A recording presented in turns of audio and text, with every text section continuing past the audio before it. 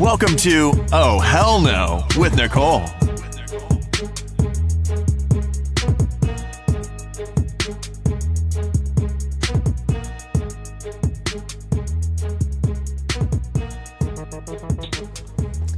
Hey everyone, welcome to another episode of the Oh Hell No podcast. Today we have Chef Richard Ingraham. Am I saying your last name correct? You are. Great. Chef Richard is personal chef to Dwayne Wade. He's also a mixologist, he's an entrepreneur, and now an author. And we're going to talk all about everything that he's got going on. So welcome and thank you so much for being a part of the Oh Hell No podcast. Oh, thank you so much for having me. I appreciate it. Yes. So the first question I have is, when did you realize that you wanted to cook for a living? For a living, I think it had to be about 27 when I knew that this is something I wanted to do for a living. But I've actually been cooking since I was 10. Do you remember the first thing that you ever cooked where people looked at you and said, that's really good? Like, yeah, you can cook. Cookies, actually. Really? I started off baking cookies. And so I would, people would ask me to bake cookies and things like that. And then I would kind of use them to get girlfriends. So I would ask a girl what kind of cookies she liked, and she would tell me, and then I would have all of the ingredients at my mom's house. And then we would make cookies. And wow. sometimes I wound up getting a girlfriend at the deal. That's smooth. So, yeah. Let me tell you, I tried to make cookies last year with my daughter, and it was a disaster. I was like, yo, this is so hard. It did not come out that great. Yeah, so if you were making cookies, that's like big. Yeah, so I was doing that early on. So how long did it take you when you were cooking, and like you said, 27 was the age that you figured you could do it for a living. How long was it before you secured a position that paid well enough to make you feel like it was a great career choice for you? It wasn't about the money. Okay. It's never been about the money. So it's always been about, the food. It's about, I said what it is basically, it's the instant gratification that you get from cooking for someone. And, they're instantly letting you know how great it is, It's about learning. It's about the art. And then, money comes after that, For me, it just really wasn't about money. If you're getting into this business to be a millionaire or to be super rich right off the bat, then you're doing it for the wrong reasons, and you need to really be doing something else. Yeah. So, like when you're following a passion or something and you know that it's like you have to survive, right? So we need money to survive and stuff. You were just like, I don't really care how much I get paid. I'm just going to make ends meet however I can because I love doing this. Was that your mindset?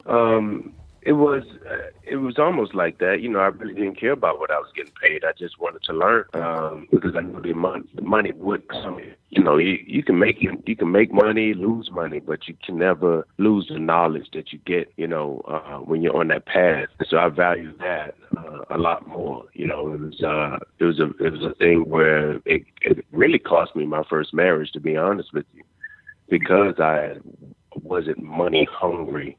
And I wanted to learn as much as I could. So, not everybody understands that kind of philosophy, but, it's worked out for me. Here it is, 14. I've been in this business with, as far as cooking for Dwayne and Gabrielle for going on 14 years. I had my own company from it. So, it must be okay, to think that way. Right. Yes, absolutely. Because I always hear that. I always hear, follow your passion, do what you love, and the money will come. Like, don't worry about that. So I definitely, Exactly. I love that you said that. Did you ever get discouraged and think that maybe you weren't on the right path at any time during the course of your life when you were working on this? Like, even when you said like you had issues in your first marriage, did you feel like, man, maybe I shouldn't be doing this? Or was it always like, this is what I'm going to do? Well, during the early years, no. I never felt that this wasn't something that I shouldn't be doing because I didn't give myself a plan B. Okay. This was all I was trying to do. I didn't have a plan B. So there was no way for me to shoot doing that. I didn't really have a choice. But once I was on top and I didn't win that contest, at that point I kind of felt like giving up, because I didn't think that I was good enough and then it was on a national stage. But I didn't quit, and because I didn't quit, I've been blessed enough to help other chefs, start their careers as personal chefs for some of the elite athletes and entertainers that we have, in the country. Mm-hmm. So, it kind of lets me know that I'm on the right path and that I've been doing what I'm supposed to do. And, at the end of the day, that's what it's about. It's about helping other people. So, not giving up on yourself. I would have been giving up on everybody else. They wouldn't have had these opportunities and being able to do the things that they're doing for their career and for their family. Yes. So what do you think separates you from all the other chefs? Because I have to imagine that that's like a competitive industry, because there's a lot of people that, do this for a living. Is there anything that you feel that separates you from everyone else? I honestly don't know, because I don't compete. Okay.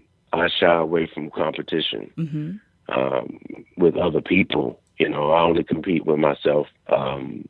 Especially now you look at social media, you look at all of these things that people can use in order to build themselves up to be more than what they are. And if you start gauging what you're doing based on what somebody else is doing, then you're living their life. You're not living your life, Yeah. So I don't compete. So what am I doing differently? I don't know. I just know what I do.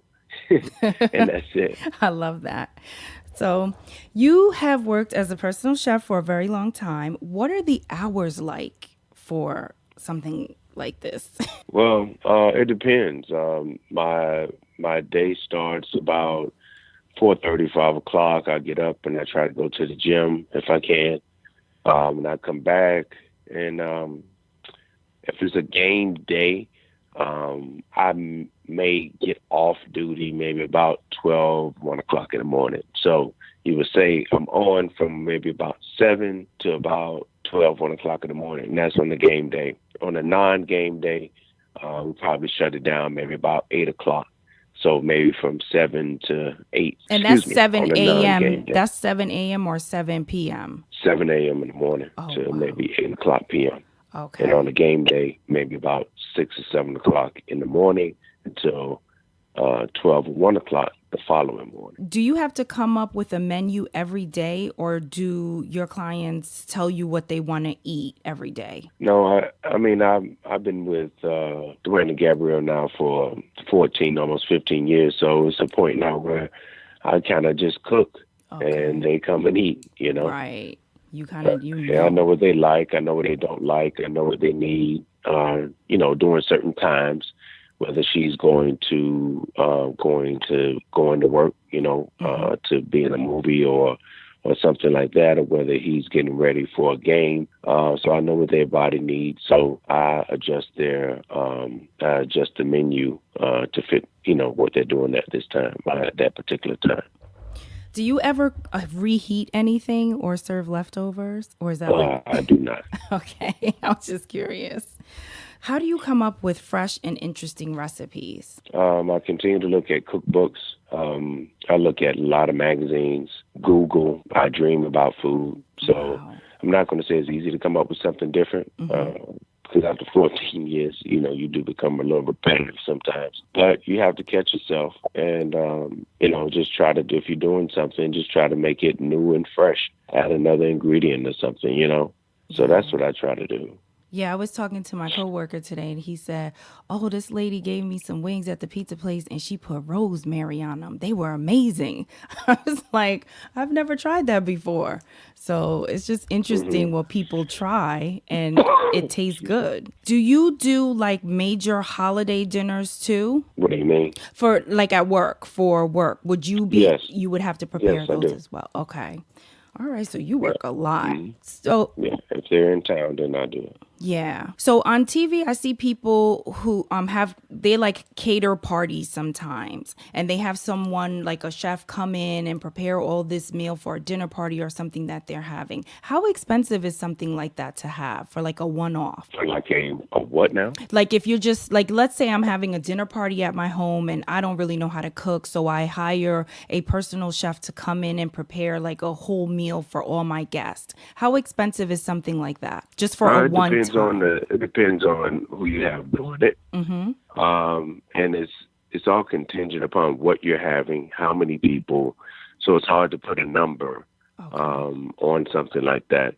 You know, it's not just a flat rate. You have to think about how many people, how many courses you're going to have. What are you going to have in each course? You know, chicken costs less than, lobster or sea bass. So you have to take all of those things into account if you're going to have wine or if you're not going to have wine. All of those costs have to come into play when you're trying to put together an event like that. Wow. Well, that's good to know. At least, anyone listening would know that all of those things factor into the final cost. Exactly. Tell us about your private chef network, Chef RLI. When did you start this and what exactly is it? We started, my business partner Soleil and I started Chef RLI maybe about 7 or 8 years ago. And what it is basically a network of chefs that we have under our umbrella that, cook for other athletes and entertainers. Wow, that's awesome. Throughout the country. Wow.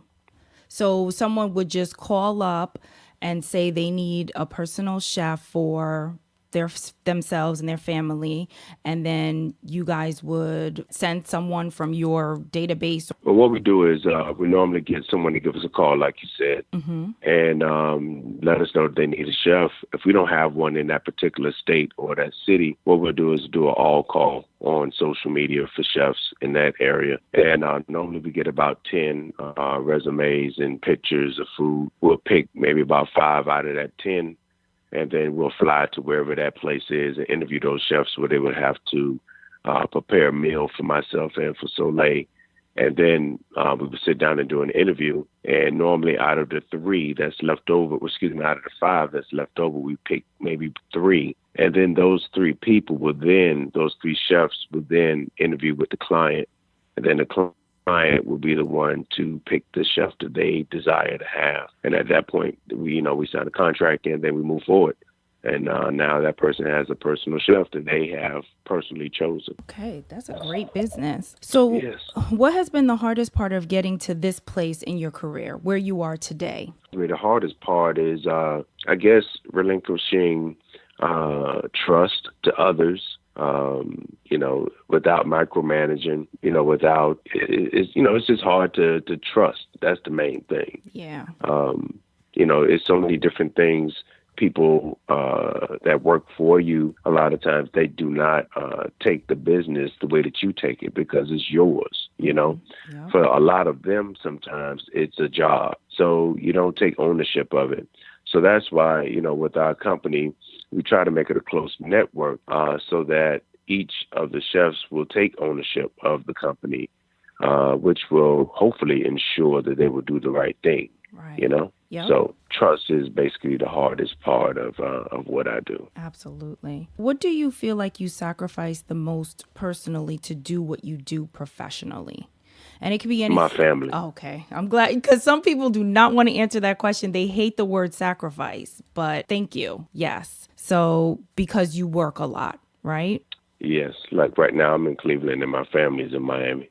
Yeah, totally understand that. So when you are hungry, what do you eat? Who prepares your meals? I prepare my own meals. Not eat anything, chicken wings to sea bass, whatever. Whatever I'm preparing for my clients is what I eat. Okay.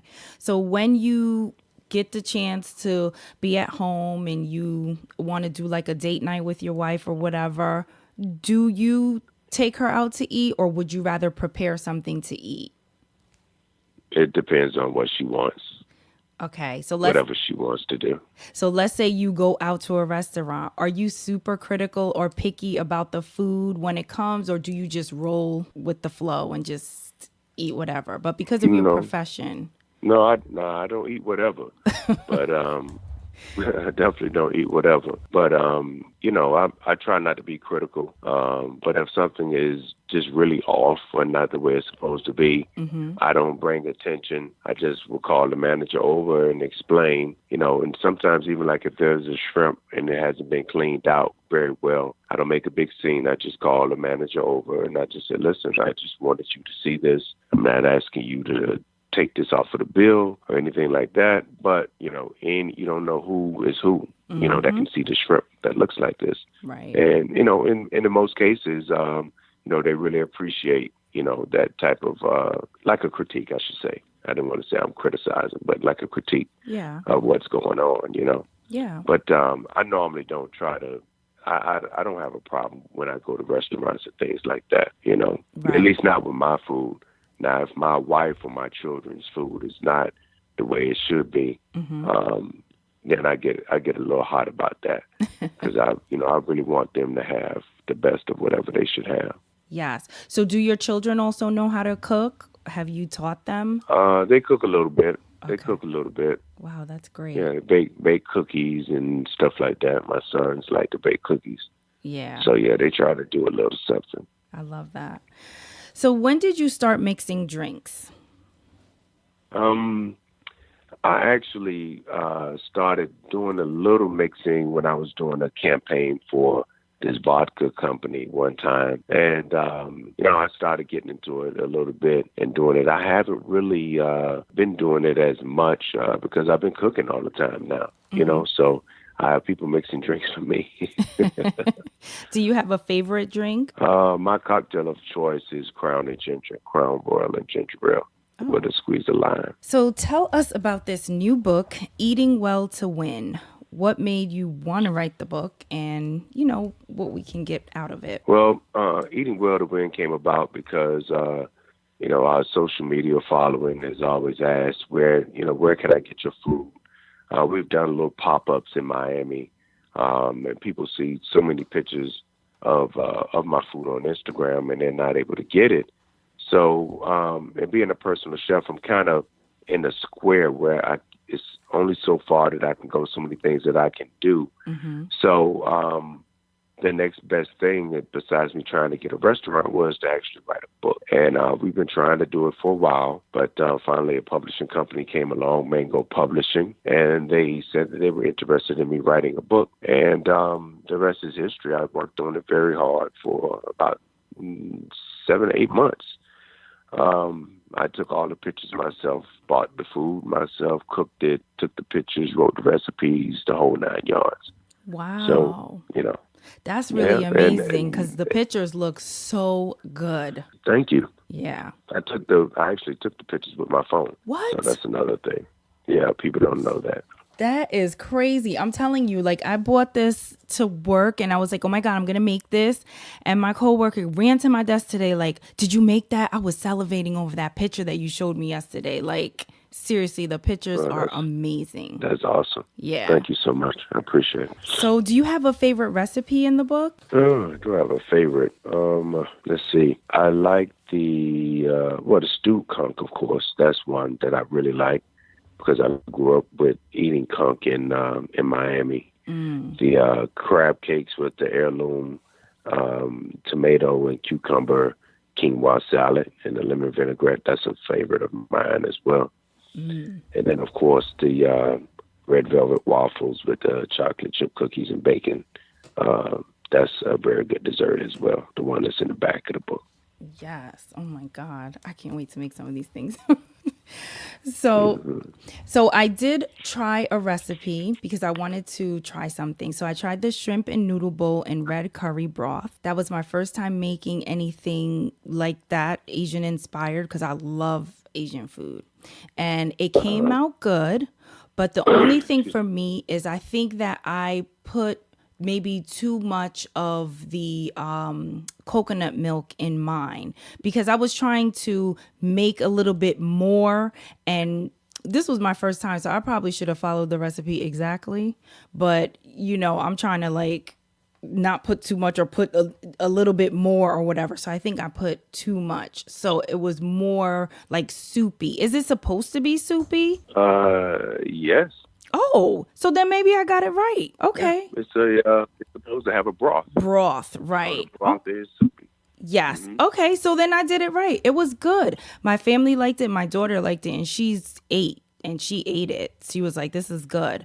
So my husband loved it. So it was a win-win, but I was being super critical of myself, and I didn't follow the exact amount of cilantro to put in there because I was like nervous, but I should have followed exactly what you said because I did a little bit less, and then I didn't taste as much cilantro as should be in the recipe. So Well, no, I think, one thing that I say about the book, and one thing about my cooking philosophy is if it tastes good to you, then it's good. I think the recipes are basically just a blueprint in order for you to get to a destination, which is a good dish. okay. So sometimes you take a left, sometimes you stop at the gas station, but you're still on your way to that destination.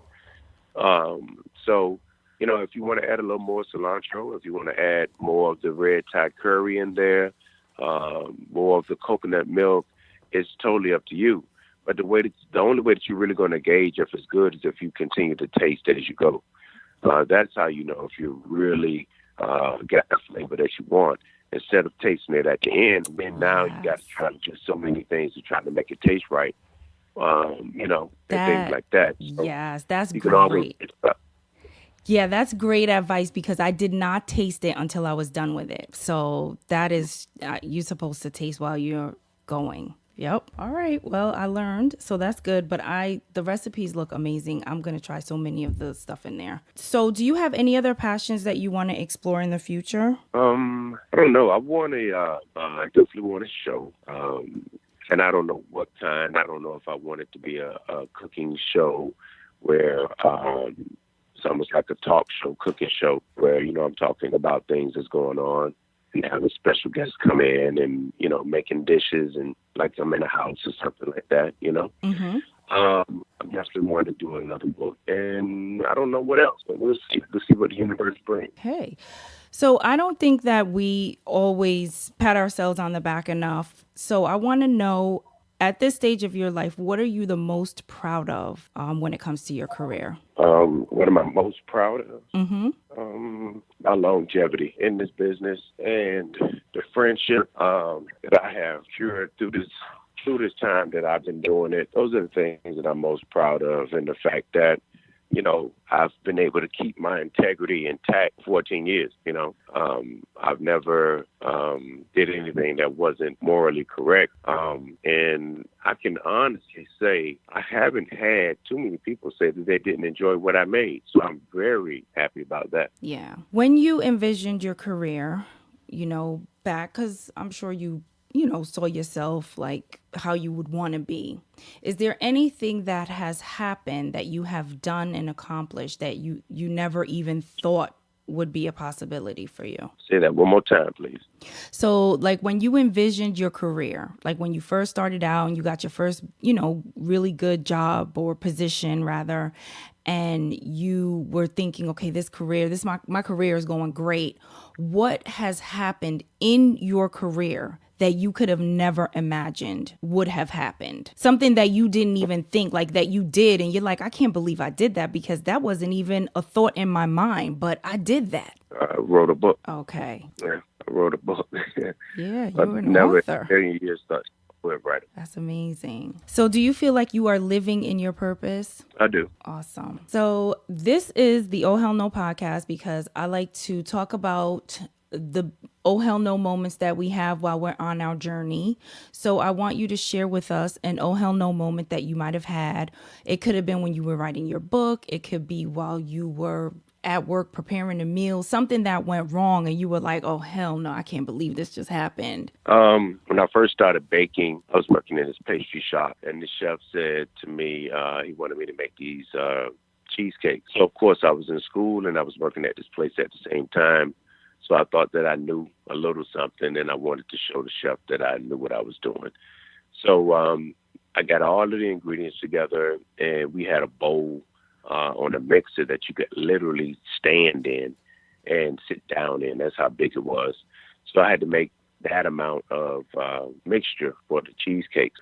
And so I made them and portioned them out, put all the cheesecakes in the oven, and after 25 minutes or so, or 30 minutes, they came out and they were really runny. Ooh. So the chef said to me, what happened? And I said, I don't know. I followed all the instructions, He said, well, did you put sugar in? I said, yeah. Did you put the cream, egg, all of these different things? So he finally got to the last ingredient was the cream cheese. Did you put the cream cheese in there? Oh my God. And I look over to the left, and here's a big stack of the cream cheese that I was supposed to put in. Oh my God. So that was my oh hell no moment, because instead of firing me, he simply just took me to the books and showed me how much each one of those cakes cost, and we added it up, and he showed me how much money I cost the bakery. And luckily, he didn't take it out of my pay, but I guarantee you, I look at a recipe every time I get ready to start doing something to make sure that I'm doing it correctly.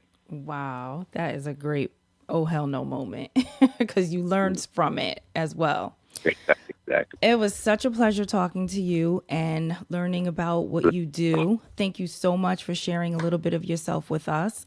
Tell us where we can find your book and keep up with all things Chef Richard. You can find Eating Well to Win by ordering it on Amazon, Barnes & Noble, or Books A Million. You can follow me on Instagram at Chef RLI. You can contact us at info@Chef RLI. Our website is Chef RLI, and you can follow me on Facebook at Chef Richard Ingraham. Great. Again, thank you so much. Thank you.